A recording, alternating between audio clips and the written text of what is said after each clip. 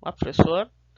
Neste trabalho, eu vou tratar sobre um tema muito polêmico do direito de família, que é a questão das famílias paralelas.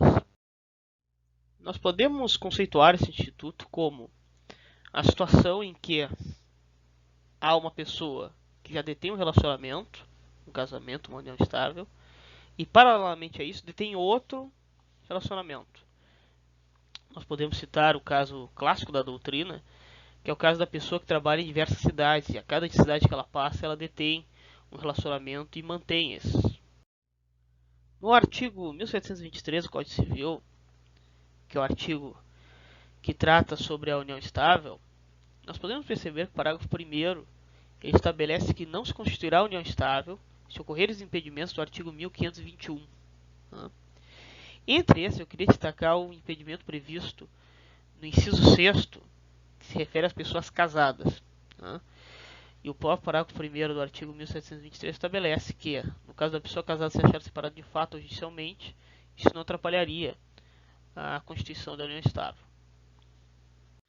Mas então fica a dúvida: como nós poderíamos definir uma relação que tenha uma pessoa que já detém um relacionamento, um casamento, uma união estável, e tenha também uma relação com uma outra pessoa, e portanto impedido de se casar?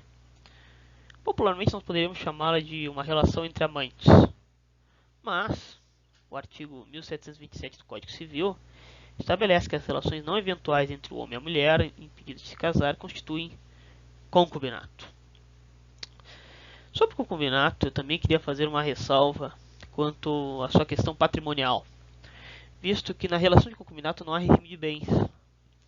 Portanto, a pessoa do amante só poderia ter direito ao patrimônio se ela, de fato, comprovasse a sua contribuição financeira ou se o patrimônio for constituído em seu nome. São as únicas formas dela reivindicar seu patrimônio. Queria falar também sobre uma antiga classificação que tinha no Código Civil de 1916, que havia uma diferenciação. Havia dois tipos de concubinato: concubinato puro e impuro.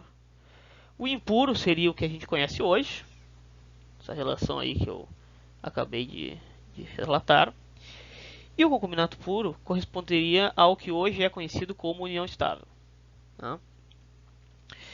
Outro aspecto dessa relação é que, se dessa relação de concubinato resultar herdeiros, resultar filhos, estes não sofrerão qualquer alteração em seu direito, visto que nós sabemos o Código Civil atual não faz diferenciação entre os filhos provenientes do matrimônio ou fora dele. Outra questão importante da relação de concubinato diz respeito à boa-fé. Nós podemos ter, por exemplo, uma situação em que há uma pessoa que já tem uma relação, um casamento, uma união estável, e acaba se relacionando com uma outra pessoa. Só que essa outra pessoa, ela pode ser uma vítima. Ela pode ter sido enganada pela outra parte que nunca lhe disse a respeito das relações pretéritas. E assim, talvez essa outra pessoa se veja em estado putativo em que, na verdade, acredita que está em uma união estável, por exemplo. E não se enxerga como a outra. Nesse caso, em que há essa boa-fé, é possível que ela preserve o seu direito ao patrimônio, no que consta a herança e a pensão por morte. Sobre isso, eu queria discorrer sobre um julgado que me chamou bastante atenção, o julgado do Superior Tribunal de Justiça, que teve como relator o ministro Luiz Felipe Salomão. Era uma situação muito semelhante a essa que eu relatei, só que era um relacionamento longo, de quase 20 anos. E o ministro, ele julgou com um argumento temporal, chamou bastante atenção, no qual ele afirma que, diante de tanto tempo de convivência, não era crível que essa outra parte estivesse de boa fé. Era muito improvável que ela de fato não soubesse que ela, na verdade, ela não era a esposa oficial, digamos assim.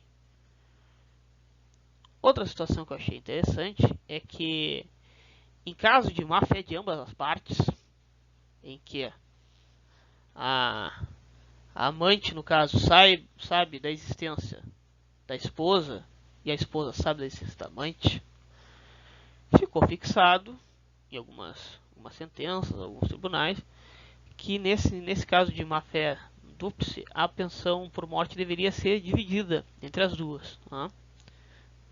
Quase como uma triação, como ficou configurado aqui no Tribunal do Rio Grande do Sul. Por fim, queria tratar do tema 529 do Supremo Tribunal Federal, que diz respeito à possibilidade de reconhecimento jurídico de união estável de relação homoafetiva concomitantes, com o consequente rateio de pensão por morte. Esse tema é interessante porque ele teve início com um caso de falecimento de um homem, no qual após isso a esposa recolheu a pensão por morte e depois de um tempo ela foi acionada pelo INSS porque uma outra pessoa estava solicitando a pensão. E aí ela descobre que se tratava de um amante, que na verdade até era um homem. E o STF decidiu, por 6 votos a 5, que está afastada a noção de famílias paralelas do direito brasileiro. Né? A pré-existência de casamento de união estável de um dos conviventes, ressalvados a exceção do artigo 1723, parágrafo 1º do Código Civil, impede reconhecimento de novo vínculo referente ao mesmo período, inclusive para fins previdenciários, em virtude da consagração do dever de fidelidade da monogamia pelo ordenamento jurídico constitucional brasileiro. Né? Portanto, após essa decisão aí, que foi recente, até foi final do ano passado, está afastado de vez essa noção de famílias paralelas. Né? Muita discordância, muitos posicionamentos. Muitos acham que é um fechar de olhos do Poder Judiciário para esse problema, porque muitas pessoas acabam vivendo nesse tipo de relação, mas, enfim, isso foi a decisão do Supremo e acompanharemos o que vem a seguir.